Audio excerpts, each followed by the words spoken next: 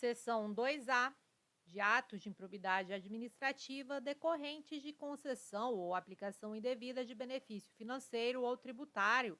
Artigo 10A.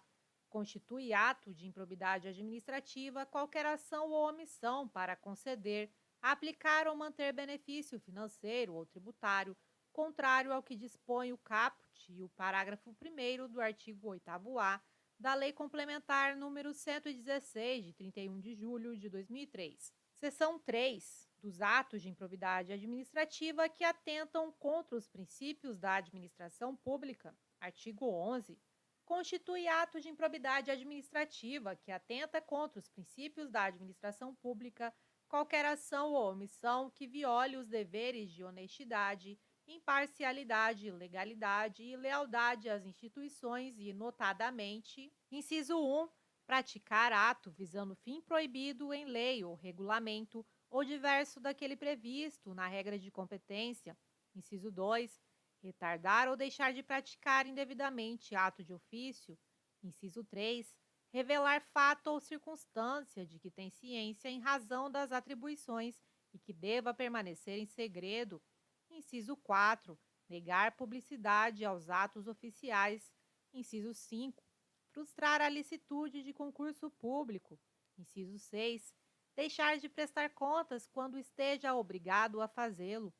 Inciso 7, revelar ou permitir que chegue ao conhecimento de terceiro, antes da respectiva divulgação oficial, teor de medida política ou econômica capaz de afetar o preço de mercadoria, bem ou serviço. Inciso 8. Descumprir as normas relativas à celebração, fiscalização e aprovação de contas de parcerias firmadas pela administração pública com entidades privadas. Inciso 9.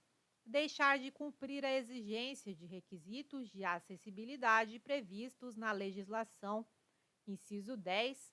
Transferir recurso à entidade privada em razão da prestação de serviços na área de saúde, sem a prévia celebração de contrato, convênio ou instrumento congênere nos termos do parágrafo único do artigo 24 da Lei nº 8.080, de 19 de setembro de 1990. Capítulo 3 das penas.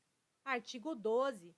Independentemente das sanções penais, civis e administrativas previstas na legislação específica, está o responsável pelo ato de improbidade sujeito às seguintes combinações, que podem ser aplicadas isolada ou cumulativamente, de acordo com a gravidade do fato.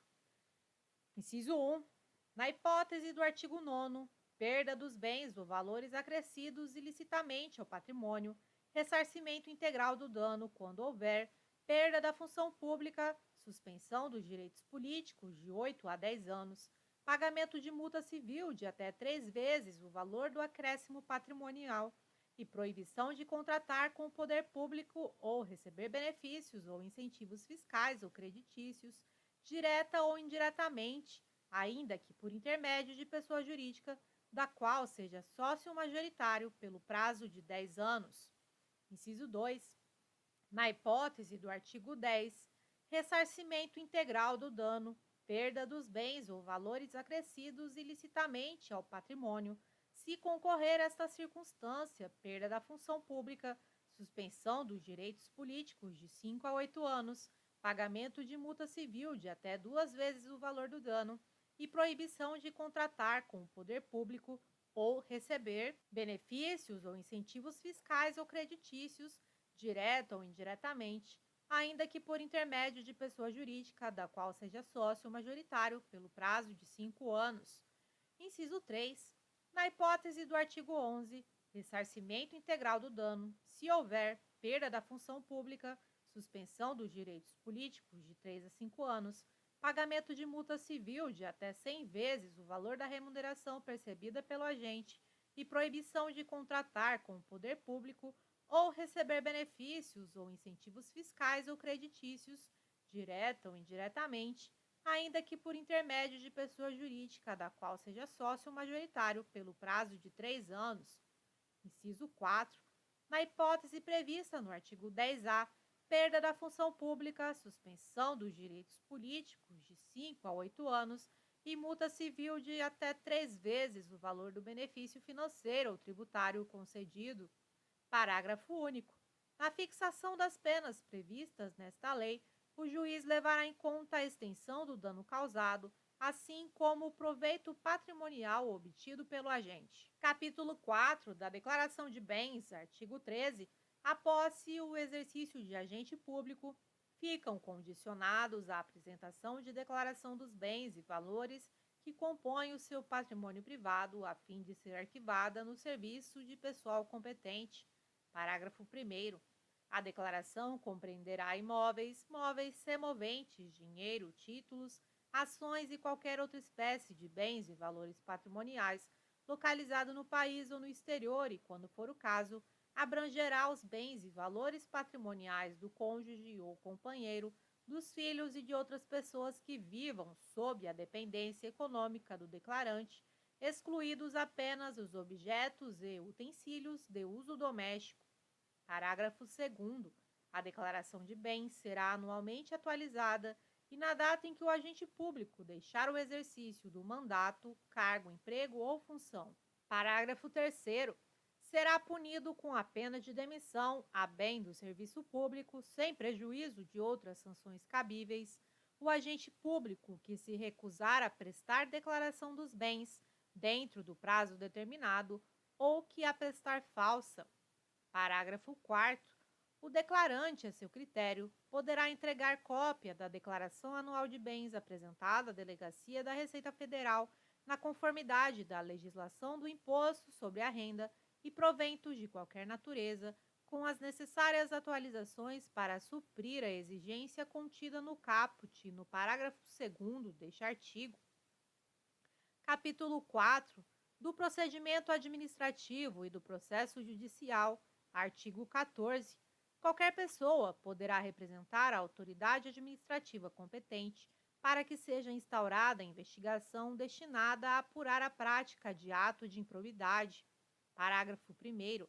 A representação, que será escrita ou reduzida a termo e assinada, conterá a qualificação do representante, as informações sobre o fato e sua autoria e a indicação das provas de que tenha conhecimento. Parágrafo 2º. A autoridade administrativa rejeitará a representação em despacho fundamentado se esta não contiver as formalidades estabelecidas no parágrafo 1º deste artigo. A rejeição não impede a representação ao Ministério Público nos termos do artigo 22 desta lei. Parágrafo 3º.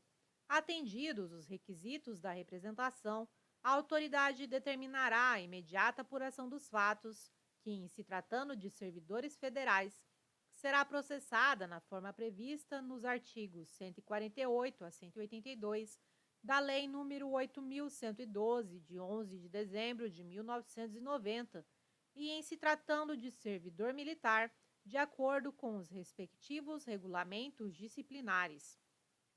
Artigo 15. A comissão processante dará conhecimento ao Ministério Público e ao Tribunal ou Conselho de Contas da existência de procedimento administrativo para apurar a prática de ato de improbidade. Parágrafo único.